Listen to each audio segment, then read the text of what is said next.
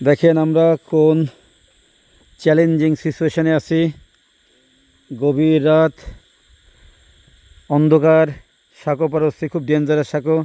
ইব্রাহিম মোটামুটি উঠে আসছে, ইব্রাহিম তো পার হয়ে গেল, কিন্তু এখন আমাদের ওস্তাদ মুরব্বী আলামিনের কপালে কি আছে দেখা যাক। আলামিনের সহযোদ্ধা, পিছনে আছে গুপ্তরাজ, হ্যাঁ নাগরাজ, হ্যাঁ সর্পরাজ, হ্যাঁ নাম জানো কি, মাহফুজ শেখ। আলামিনও পার হয়ে গেছে, এবার সর্পরাজ, মাহফুজ, নাগরাজ বিন বাজাবে, মাহফুজও চলে আসছে। মাহফুজ কেমন লাগতেছে? খুব ভালো, খুব ভালো। এবার আমরা উল্টো দিকে যাচ্ছি, খুবই টেকনিক্যাল বিষয়, এখান থেকে পড়লে আর বাঁচার রাস্তা নেই। দাঁড়া, এইখানে বেরোতে গেলে আমি একটু তো সমস্যা আসছে আমার ভিডিওতে। দাঁড়া একটুখানি, এই গেল, ওরে মারে।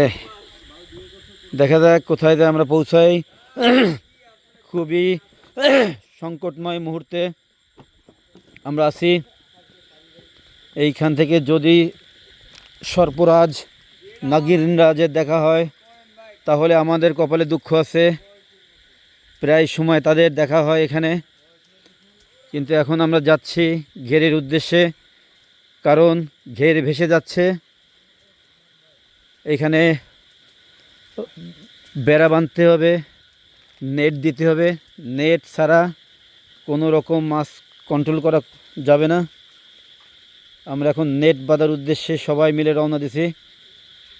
বৃষ্টি এখন একটু কিছুটা কন্ট্রোল আছে, আমরা সবাই ভিজে একাকার হয়ে গেছে। কিছুক্ষণ পরে ত্রিনাকে আবার ইংলিশে এক্সপ্লেন করতেছি। আপাতত এই পর্যন্ত থাক, বাঁশবাগানে যাচ্ছি। ভূতেরও কিছু আনাগোনা এখানে আছে, যদিও সেসব ভূত আমাদের সামনে আসে না, কারণ আমরা এক প্রকার ভূত। দেখা হবে আবার কিছুক্ষণ পর।